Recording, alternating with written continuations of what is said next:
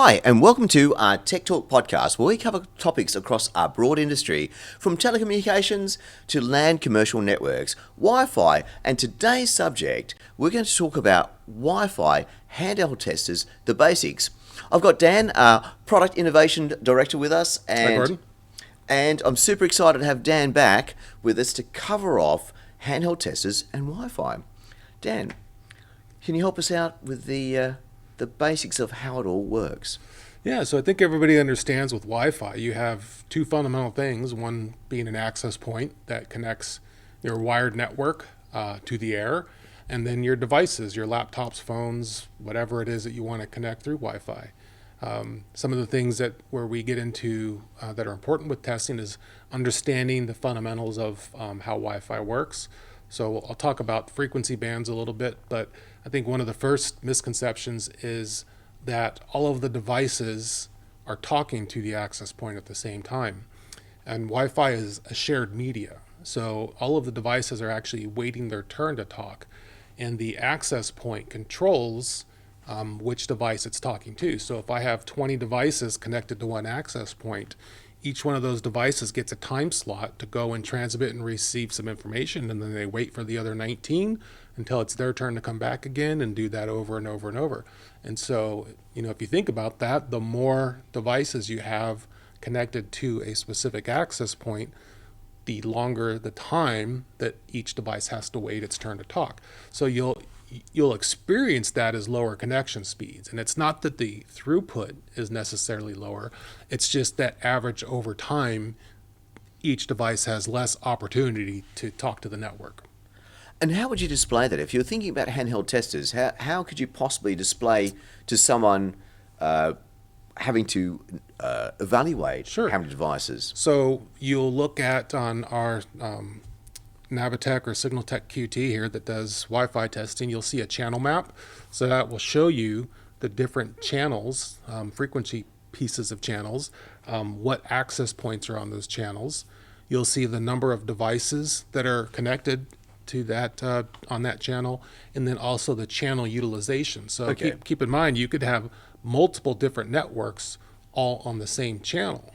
And so now those different access points or networks are having to negotiate with each other on which devices connected to it get a talk at one time. So I could have 20 devices on the channel in this room on this access point, and if the access point next door is on the same channel and it has 20 devices connected to it, now I have 40 devices all sharing that same little piece of channel spectrum and having to wait their turns to talk. So once again, thank you to our listeners which are joining us today. So we're talking about handheld testers and Wi-Fi. Everybody enjoys Wi-Fi. We all need it and we connect to it. But of course, when it comes to testing, a lot of people use a mobile phone. Mm-hmm. I've got Dan today with us to go through the details you need to know whenever you're testing Wi-Fi, whenever you're working with it. Yep. And we're sort of breaking it down. The first part was device count. So we just covered device count. We hinted about channels.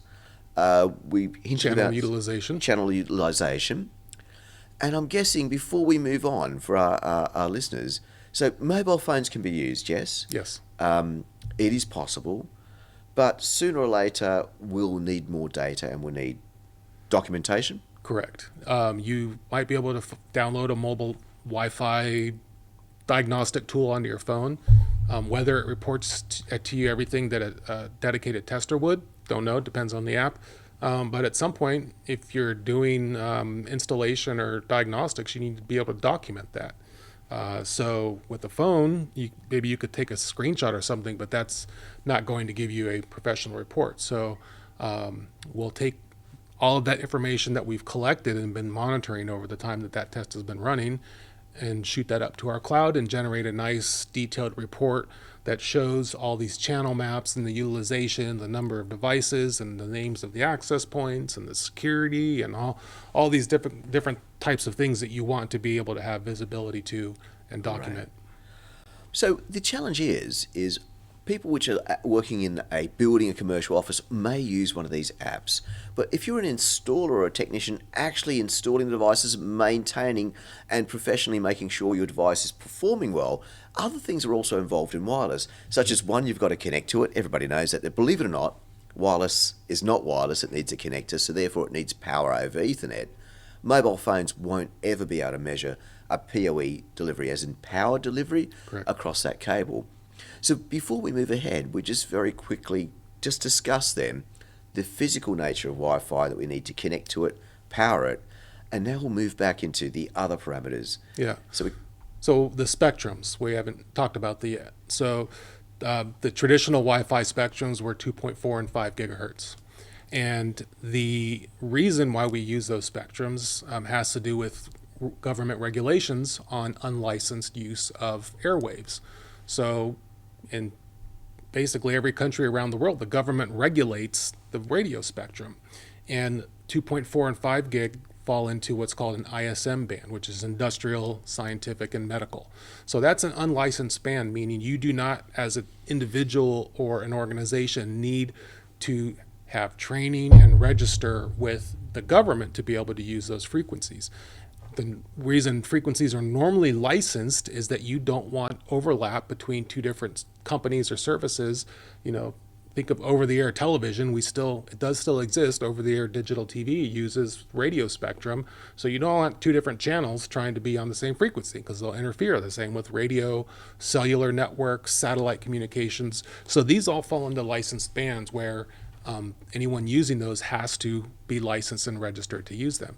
So with Wi-Fi, it falls into this ISM range. We have the 2.4 and the 5, and now we have a little piece of 6 gigahertz spectrum. oh, that's interesting. Okay. And so that, Yep. so why Wi-Fi gets congested is because it's forced to operate into this unlicensed band. Actually, initially, when Wi-Fi first came out, the 2.4 gig was unlicensed, but the 5 gig was licensed. Maybe I have that reversed, but one was licensed and one was unlicensed, and then the regulations changed to make them both unlicensed. So we have a narrow piece of the RF spectrum that all of these networks are trying to communicate on, and that's where we can get interference issues, which lead to degraded performance. Fantastic. So if you were to describe what constitutes a Wi-Fi system, what's the core makeup of a system? We have the access point and the devices, but what we want to check and measure with our tester is we're looking for channel overlap. So again, you have a number of dedicated channels on the 2.4, the 5, and the 6 gig Right. spectrum. And ideally, you would not have networks overlapping or different SSIDs, the network names, operating on overlapping channels. So channel spacing and overlapping is something you want to check. Channel width, so when you configure your network, you can have it operate on a narrow channel width. That restricts your throughput, but it also means you're less likely to have interference with neighboring channels. If you use a wide channel width, you're getting more throughput, but now there's that one slice that's available, and if each channel is wide and overlapping, you're going to have disturbance from one channel to the next, and that's going to you might have a wider piece of that spectrum, but if you're interfering with neighboring networks, it's going to result in lower bandwidth. So most of us working with Wi-Fi, and thank you for the listeners which are joining us today. So we're talking about Wi-Fi, it's radio frequency, and one of the common bands is 2.4 and 5. Mm-hmm. Dan, can you just describe the differences between 2.4 and 5? Yeah. Is there different behaviors? Yeah, so generally, the lower the frequency, the lower the bandwidth or throughput you have. But the advantage is that there's less attenuation through the air and through other obstacles. So 2.4 gig, we might think of that as, that's the old system. But the advantage is it can go greater distances through the air. It can penetrate through walls and glass better than 5 gigahertz. So the 5 gigahertz band, you have more throughput available, but it suffers much higher attenuation, so you get less penetration through obstacles. So on the 5 gigahertz, you need more access points to cover a given area if there's any kind of blockage. And then the same applies to the new 6 gigahertz. With 6 gigahertz, we get more spectrum, higher bandwidth, but at that higher frequency, it has even more attenuation. So you might have a situation where you're connected to a 6 gigahertz access point in one room, and as soon as you walk out of that room and there's one wall between you, it may drop and then fall back to 5 gigahertz or 2.4 gig. So looking at Wi-Fi testing now, handheld testers for Wi-Fi, what are the core must-haves? I've heard device count, Yep. channel Channel mapping, mapping, channel width, overlap. Yep.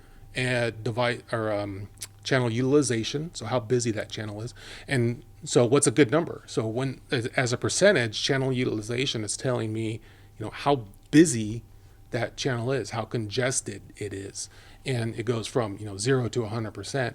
And generally, the rule of thumb is once you get around 70% or higher, some might even say 65, 60% or higher, that network is congested. Anything above that, you will start to see performance degradation. So with the channel utilization, if I go in and see that, okay, my utilization is at 80% and there's, 50 devices connected on this channel, that tells me that I need to put a new access point on a different channel to so that these devices, instead of all being jammed onto one, are talking between two different APs.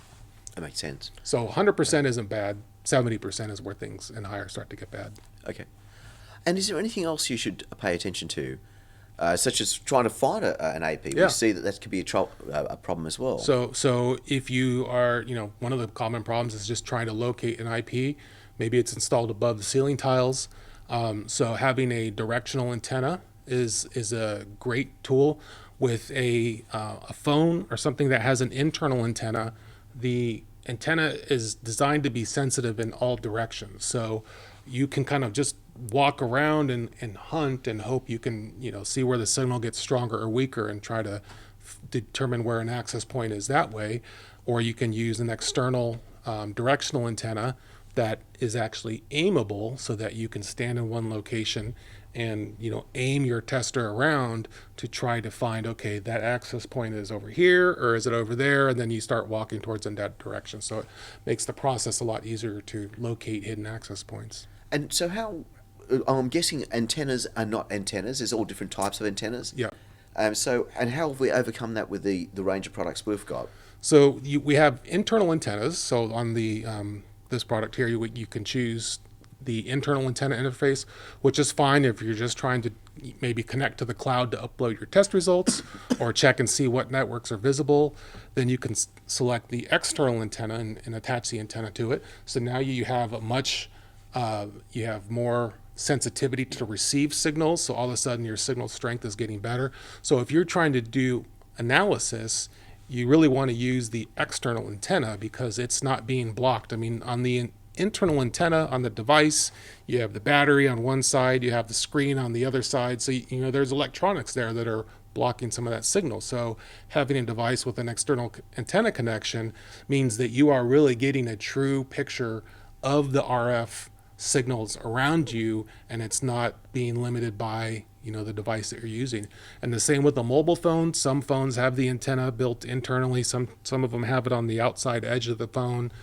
You might remember back to, there was one iPhone model that came out where if you held it a certain way, it would drop signal because they designed the antennas on the outside and your hands blocked it out.